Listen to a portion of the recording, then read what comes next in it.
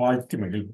அகத்தவம் ஆண்டின் ஒவ்வொரு நாளும் ஏப்ரல் 3 பதிவினை காண உள்ளோம். ஏப்ரல் 3 ஜேம்ஸ் அலன் பதித்த அந்த ஆங்கில நூலாகிய புக் ஆஃப் மெடிடேஷன் என்ற ஆங்கில நூல் தமிழ் மொழியாக நாம் ஒரு சொல்லில் கூற வேண்டும் என்றால் திறன் என்று கூறலாம்.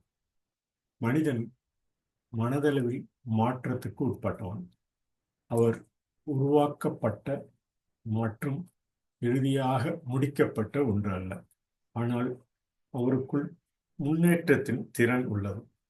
உள்ளத்தை சுத்தப்படுத்துதல், சரியான எண்ணங்களை சிந்தித்தல், நல்ல செயல்களை செய்தல், இவையெல்லாம் உயர்ந்த உன்னதமான சிந்தனை முறைக்கு அழைப்பு விடுக்கின்றன.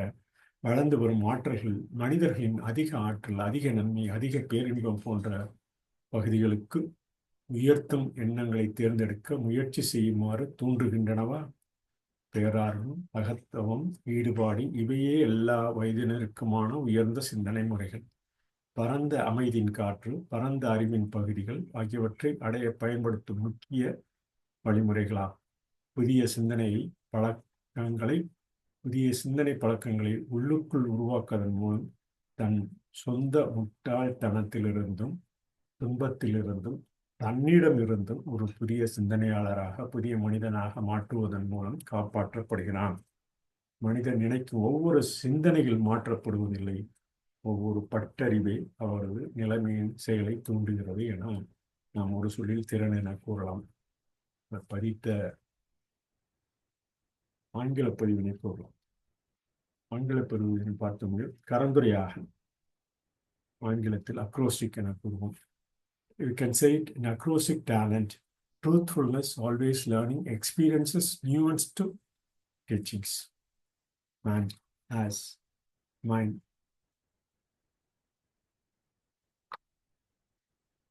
is subject to change. He is not something made and finally completed, but has within him the capacity of progress. The purification of heart, thinking of right thoughts, and the doing of good deeds. What are they but calls to a higher, nobler mode of thought emerging forces, urging man to effort in choosing of thoughts which shall lift them into realms of greater power, greater good, greater bliss. The purification of the heart, the thinking of right thoughts, and doing of good deeds. What are they but calls to higher, nobler mode of thought emerging power forces, urging man to effort in choosing of thoughts we shall lift them into realm of greater power, greater good, greater bliss.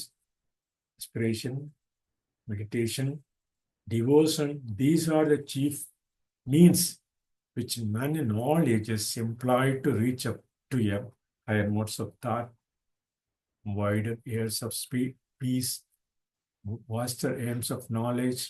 For us, he thinks in his heart, so is he. He is saved from himself, from his own folly and the suffering by creating within new habits of thought, by becoming a new thinker, a new man. Man is not modified by every thought he thinks, every experience affects his character. So we can say talent, truthfulness, always learning, experience, nuance to teachings. What he says on April 3rd. Tamil மொழியில் ஒரு சொல்லில் நான் திறன் என கூறி இந்த ஆண்டின் 1 April 3 பதிவினை நிறைவு செய்கிறோம். நன்றி.